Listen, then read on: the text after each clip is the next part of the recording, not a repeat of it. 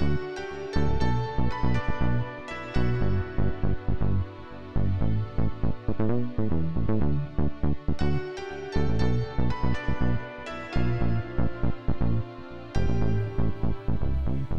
and welcome to TRS Today, a communications initiative of the Teacher Retirement System of Texas.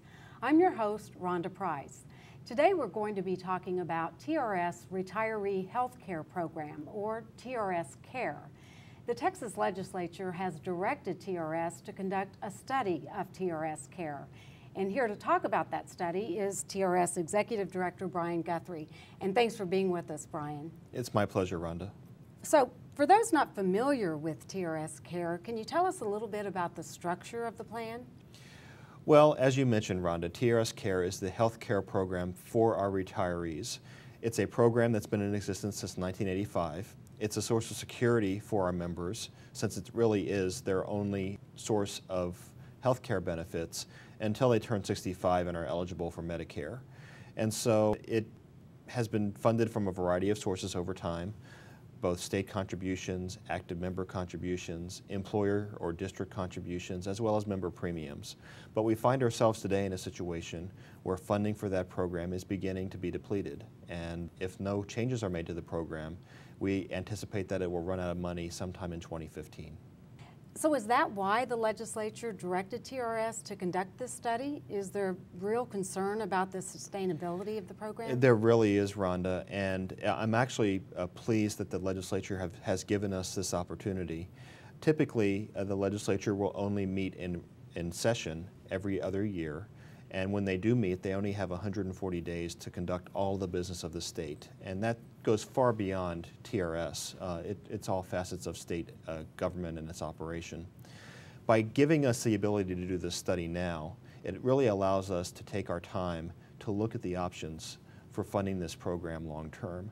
I believe that there are solutions and options available to us that will extend the life of this program far into the future. And so in order for us to take a real good look at that, though, we really need to take a step back and look at all the options. And by doing it now, before the legislative session begins, it gives us the opportunity to really look at all the different proposals that are out there, cost them out, and then provide recommendations to the legislature when they meet next year. What is the scope of the study? Well, it really is to just look at the long-term sustainability of this program. It's interesting, TRS-Care has always been a program that has found itself with funding challenges over its life. When it was first created in 1985, there was discussion not 5 to 6 years later that the program was not sustainable, and they found solutions to extend its life then, just as they need to do today. They again found themselves in the same situation in the early part of this century with the program facing funding constraints, and they made changes back in 2005 that really have lasted the system until today. They were designed to extend the life of the program for another 8 to 10 years, and in reality that's what's happened. And so, but now we find ourselves today in a situation where we have to do the same sort of close look again and identify what our options are. So the study is supposed to be completed by September 1st. What do you expect the study to include? Well, I really believe that because of the immediacy of the problem, we have to focus on solutions to the issue. And there are not going to be any easy solutions identified by this study.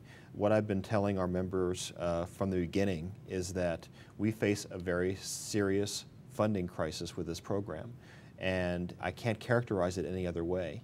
If there were easy solutions to this problem, we would have already made those changes.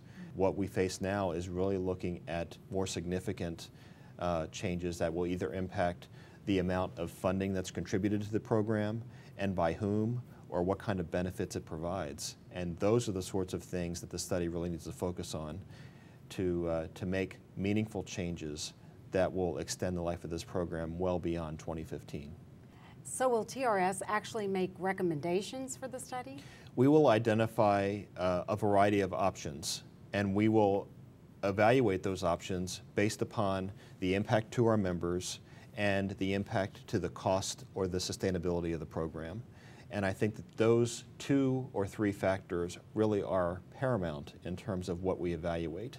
Now, we're not going to advocate one solution over another, but we do anticipate having a number of solutions in the study, or a number of options identified in this study, with the pros and cons of each, so that the decision makers, the legislature in this case, can make an educated decision about which changes to make. Well, of course, we want our members and retirees to stay informed about the study. What are some of the ways that we're going to get the information out besides video like this? Well, this is an issue that I've been talking about for a number of years, actually. This is not something that snuck up on us. It's something that we've known is coming for several years now. And so I've been trying to get the word out to our members through regional meetings that I attend over the course of the year with our retirees. I've been providing the board, and the staff has been providing our board with routine updates on the health of the program and the depletion date of the fund. And really, to kick off this study, just in February in Lubbock, we had a board meeting where we brought in staff and outside experts to talk about the program, to talk about the funding challenges it's going to face in the near future, and to start identifying some of the things that we're going to look at in the study. So that was an opportunity for our members not only to attend the meeting live and ask questions, but to also watch on the internet and to submit questions over the internet. And we received quite a few questions from people watching through either one of those media to answer their questions live. There's also going to be a number of, or 2 additional town hall meetings that we propose to have, one in Austin and one in Dallas, where we'll be talking about not only this study, but also our pension sustainability study. And again, taking member feedback, taking questions live from the audience who's there in attendance, as well as folks who are watching online. And we do also have comment forms on our website. Correct. That's correct. We are providing, we recognize that not everyone can attend the meeting live or watch it live. And so if someone watches it after the fact, they can always submit questions using that web page. And I can't guarantee we'll directly respond to every question we receive, but we'll certainly read everything that we get and do our best to incorporate the ideas into our study. I think it's real important to emphasize that with the issues facing us with this program, there are no easy solutions. And perhaps the most meaningful solutions are ones that take time to study. And so it's important for people who have ideas about how to extend the life of this program, or may have a concept or a new way of approaching healthcare in this country that hasn't been considered before, to come forward with those ideas now. And so give us time to look at it, to study it, to run it through our experts, to make sure that it is something that is worth looking at, rather than bring those ideas at the last minute when we don't have time to study them, and really then we get a proper vetting as a result. And speaking of last minute, what happens when the report is submitted to the legislature? What's next? Well, the legislature, again, will get this report on September 1st. That is 3 months in advance of the beginning of the legislative session. So what I would anticipate happening from there is that there will be committee hearings that take place in the fall, where the committees in the House and the Senate will ask us what we found and what options we identified as potential solutions to this issue, and just start talking through the pros and cons of those ideas.